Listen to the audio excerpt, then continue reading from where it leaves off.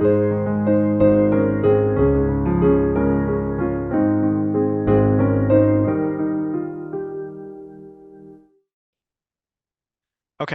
so the next topic that we're going to look at is obviously the corruption of the Quran. Ask your Muslim friend, well, is the Quran really corrupted? Because it's a very important question to ask, okay? Because if it is, that is a problem. Now, let's look at this one. Is the Quran corrupted? Well, what does the Quran say? Does the Quran actually say the Bible is corrupted? We've kind of dealt with that a little bit. What does Allah define as the corruption of the scriptures? Okay. What does He say uh, constitutes or means that something's been corrupted, rather than your Muslim friend decide what is a corruption? And now we'll also look at, well, are there many Qur'ans? So let's start with this one here. We looked at, I said we'll come back to this one. Chapter 5, verse 13, and chapter 2, verse 79. Now, remember how I mentioned before we took a short break that some Muslims who've actually looked into this topic will bring these two verses and say, hey, well, these verses do talk about the Bible being corrupt. So let's look at, well, does it really? So let's look at chapter 5 and verse 13. Nothing. Oh, hang on a second. This is 12. Sorry. My apologies. This one. So sorry. I messed it up. Hang on. Okay. Sorry. Here it says, we remove from our mercy and made their hearts hard, unyielding to the acceptance of faith. They pervert words pertaining to the descriptions of Muhammad in the Torah and other things from their context. So Allah defines what is corruption. It's about, perverting the words from their context, but it's only concerning the descriptions of Muhammad. And it's about them substituting the words or abandoning a portion of that. Okay? So if they move words here and there, if they change words, that in itself is corruption. So let's look at chapter 2 and verse 79.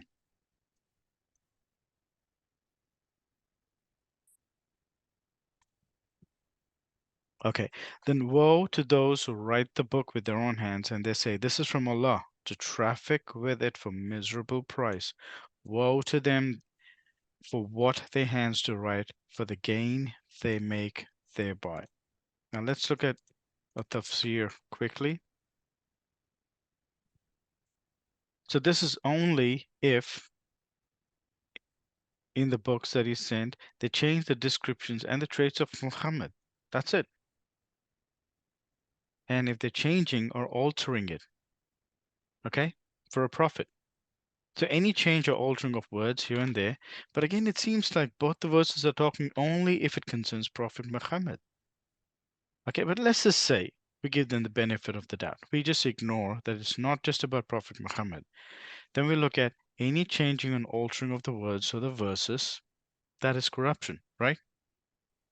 So now let's look at this. Now, if that is what corruption is, that Allah says it is, or your Muslim friend uses to say the Bible is corrupt, then the same logic applies to their scriptures. Now, you look at chapter 4 and verse 46. It says, of the Jews, there are those who displace words from their places. Now, just in the interest of time, I'm not going to go into that. I'll get you to go have a look at that at your own time. Chapter 4, verse 46. And if displacing words, excuse me, from their places is corruption, is what is is Allah saying? We've already seen chapter 5, verse 13, chapter 2, verse 79. We've also seen now in chapter 4, verse 46, the same thing, displacing of words. And we could also say displacing of verses. Then if that's what corruption is, then Muslims have the same problem. Now, the first revelation that Muhammad ever received is the word Iqra. Now, Iqra translates to either read or recite. So it said that in the cave, um, this creature came to Muhammad. That later Muhammad was told that was Angel Gabriel. That he squeezed him 3 times and said, "Iqra," read or recite, depending on which scholar you talk to. But how come that first revelation? Now you would think that the first thing that Muhammad ever received would be the first chapter and verse, correct? That would make sense, right? But it's not. It is chapter 96, verse 1. So let's just very quickly look at that. Chapter 96, verse 1. Sorry.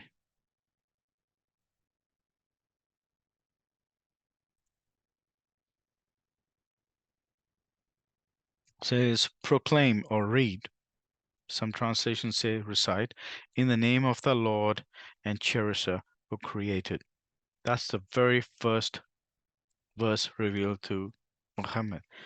Now, going back to what Allah describes as corruption is displacing words from their places, right? Because Allah is making the accusation of the Jews that that's what they did and they've corrupted it. In 3 verses, we've seen that. If that applies to the Jews, well, what's happening here? Why is the very first revelation, which is Iqra, should have been chapter 1, verse 1, is chapter 96, verse 1? Who decided that? So isn't that displacing of the words from the rightful place? Now let's look at the second one. This is another one.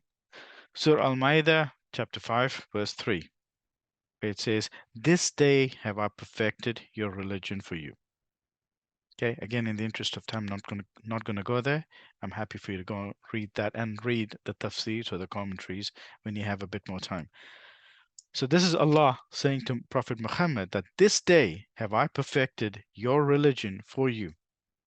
And that's chapter 5, verse 3.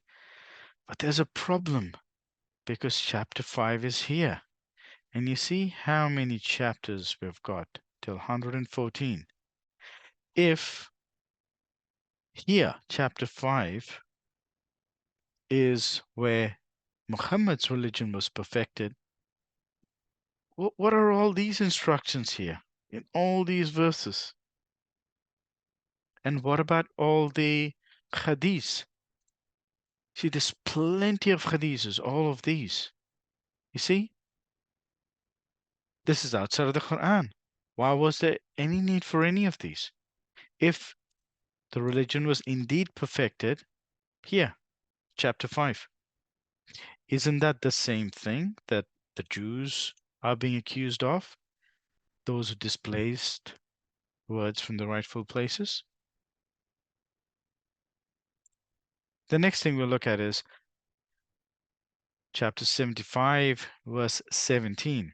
This is where Allah is saying it is for us, is Allah, to collect it and to promulgate it, which means to sort of set in the hearts of the Muslims so they can recite, so they don't forget.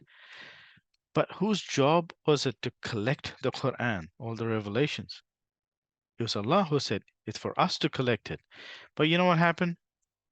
We've got a person by the name Uthman ibn Affan. All right. I've got a link here. We'll try and put this link in the description a bit later on.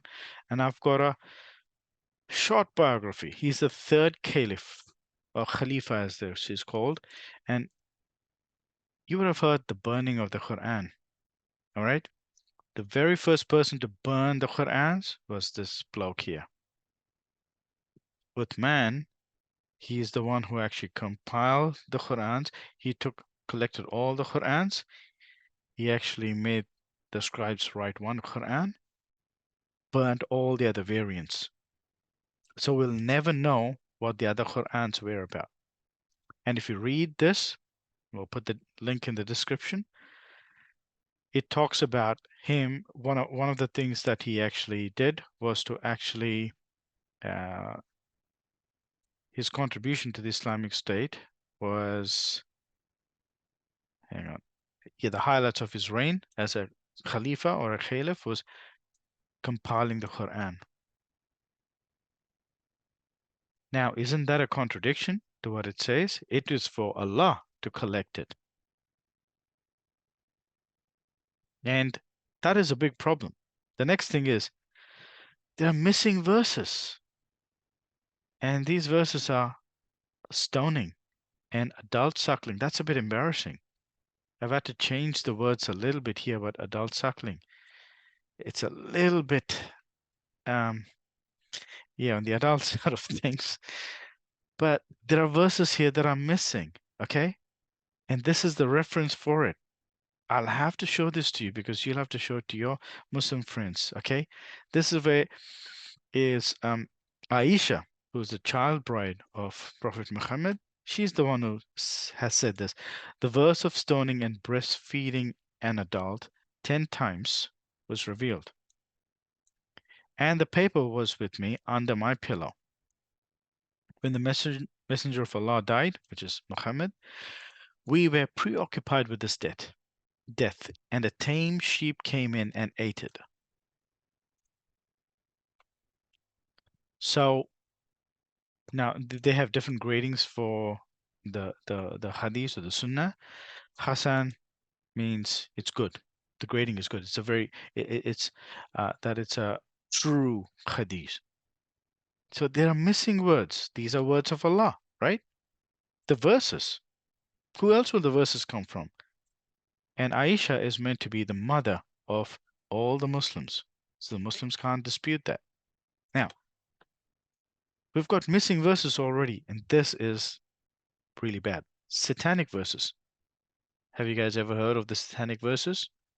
I'm not talking about, what's his name? The guy who wrote the satanic verses. Oh, I forget his name. Oh, it'll probably come to me later. But there are satanic verses where, in chapter 2, verses 52, Muhammad. Salman Rushdie. That's the guy, correct. Thanks for that. So Prophet Muhammad, to the surprise and amazement and shock really of other people who have started following him, bows down and worships Al-Lat, Al-Uzza, and Al-Manat. And these are supposedly the three daughters of Allah, or three idols that was in Mecca. And they're just surprised. And he worships them, and they call him out on that. Like, how can you do that? How can you bow down and worship idols when you've been asking us to worship the one true God, Allah? And he just says, oh, the satanic verse, well, the devil threw it, and sorry, the devil threw that, and I got confused. I thought it was from Allah, but later on Allah sent the angel Gabriel and said, oh, no, that didn't come from Allah. But he did that. He worshipped already. So a prophet of Allah couldn't be guarded. Have you ever heard any prophet of God in the Bible who's ever been overcome by Satan and have actually revelation from Satan to corrupt God's word? There's not one. But here, according to their own scriptures, they have that. It's recorded in the Quran, chapter 2 and verse 52. You can read the tafsir as well. Now this one here, the devil commands Prophet Muhammad to do good. Can you believe that? Unbelievable, right? Let's look at that. Here, there is none amongst you with whom is not an attaché from amongst the jinn, which is the devil. They, the companions of Allah, said, Allah's messenger, with you too? Really? With you too? There's a jinn or the devil attached to you? He said, yes. but Allah helps me against him. So I am safe from his hand. And he, by the way, is not Allah, talking about the devil, does not command me but for good. Have you ever heard the devil or his dark angels? By the way, they don't have the same concept of the dark angels. They they believe in jinns, and the devil, or Satan as we call, is Iblis. Okay, it's different slightly, but let's just say to keep it nice and easy, the devil apparently commands him to do good. Ever heard of that? Like seriously, a prophet of God. The devil commands a prophet of God to do good. Rowan, does that mean that Allah commands the devil and devil obeys Allah? Yes, Okay. yes. In fact, Allah is called the best of deceivers. He himself calls the best of deceivers. That's one of his attributes. So you see, already you've got quite a bit. Now, I've got a lot more than just this. I had to just limit it to a few because this topic's become pretty big already. The Quran's already corrupted, and we can safely say Muhammad has been overpowered and overcome by the Satan in doing things that are contrary to what of Allah is. Now, we get back to the original one that I said. You know how Muslims say there's only one Quran, never been changed? Well, you've got to say that's not true. All right. Now, this is a big topic, but I've actually kept it very short, as short as I possibly could. Rowan, just a quick question. Sure. So are the abrogated verses, are they the same as satanic verses or are they different? Well, very good question.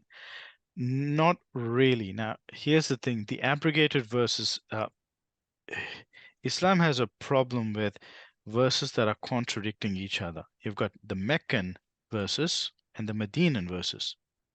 All right. So, I think it's the Medina verses that are peaceful, and the Meccan verses are the more, you know, use your sword, slay them, and all that sort of stuff. And they're contrary to each other. It was because uh, it was different times when Muhammad wasn't powerful enough. So the Muslim would have to then contend with, well, these two contradict each other. So they came up with this thing, oh, okay, hang on. These verses abrogated. So the latter verses, or the verses that were later revealed, abrogate the previous ones, which generally tend to be the violent ones. But those Muslims who are decent, nice Muslims would say, nah, nah, those ones that are a bit more violent, no, no, those ones are just for that time. They don't apply anymore. So they kind of abrogated in that way. So each has their own way to deal with it, if that makes sense. But that's another topic. Okay, thanks. Now, here, let's look at this one.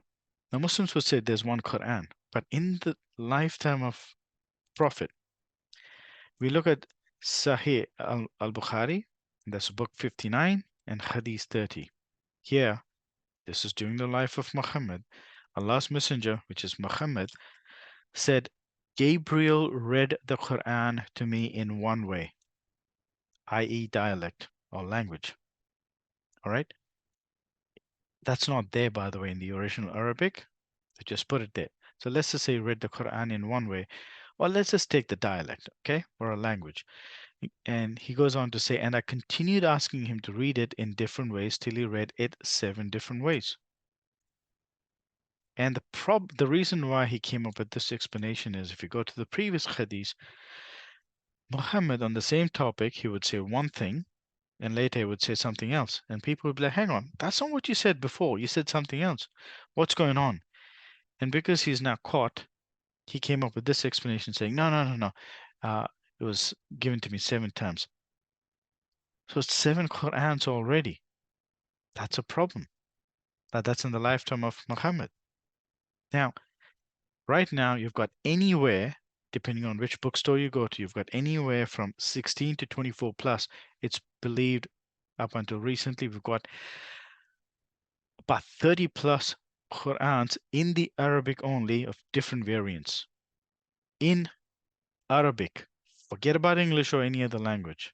It's just in the Arabic. You've got anywhere from 16 to 24 plus Qur'ans in Arabic alone.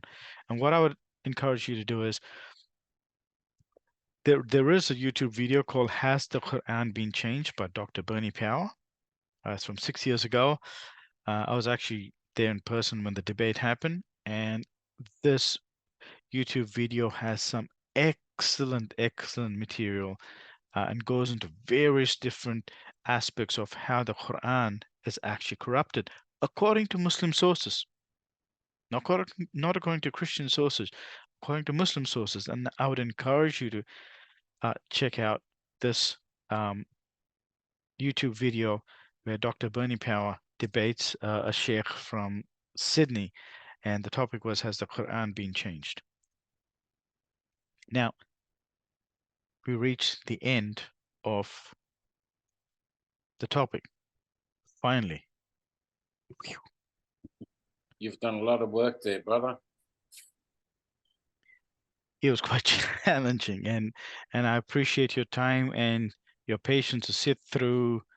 Well, it's been much longer than what I expected, but I've actually skipped quite a bit. Otherwise, we'd be spending another hour here easily. Have you got any questions?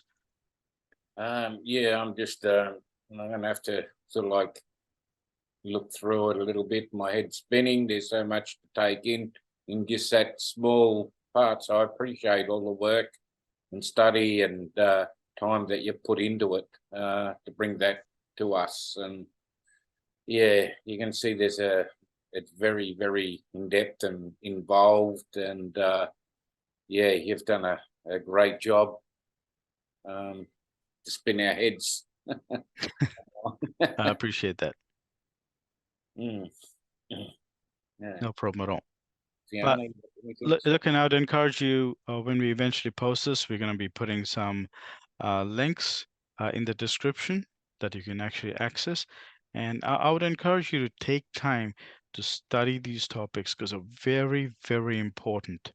And arm yourself with this information, and you'll find it's going to be improving the way and enhancing the way you talk and engage with your Muslim friends, and actually showing them from their own books that there's enough material in there. And I think some of you now understand when I actually make the comment that I hardly ever have to open the Bible to talk to a Muslim, because there's just so much in here. Yeah. And you open the Bible when they're ready. When they're ready to listen to what you have to say from the Bible, you open it up. Generally, that's when the Muslim heart's been tilled quite a bit already. Yeah. Yeah. Thank you. No Thank problem. you. All right, if we've got no other questions, we'll wrap this up for tonight, so you can go and try and calm yourself down and not let your head get buzzed up. And yeah, if you've got any other questions, please reach out to myself. Later on, I'll be more than happy to take you through any other parts of what we touched on today. And hopefully the next topic we'll cover might be about, one of the biggest objections is about Jesus being God, Yeah, and the common Muslim objections. Yeah, Yeah. trying to explain that and they just don't understand. Yeah. That's the Yeah. sticking Fiona, point Yeah. It's a for stick. people at work. Yeah. Fiona explains that to them, and yeah, and they can't wrap their whole because they think he's a prophet. He's not the son of God. He's the prophet. And yeah. Yes, and there's plenty where you don't even have to touch the Bible. There's so much in the Quran and the Hadith that you can show your Muslim friend that he's actually proclaimed to be Lord. He's actually proclaimed to be God, even in their sources. And just to give a bit of a snippet of that, he's mentioned about 24, perhaps 25 times in the Quran, Jesus that is.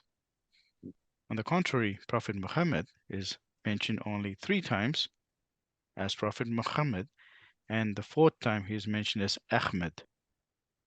All right. Only 4 times that he gets a mention, but Jesus gets about 24, 25 times. Got to ask the question, why?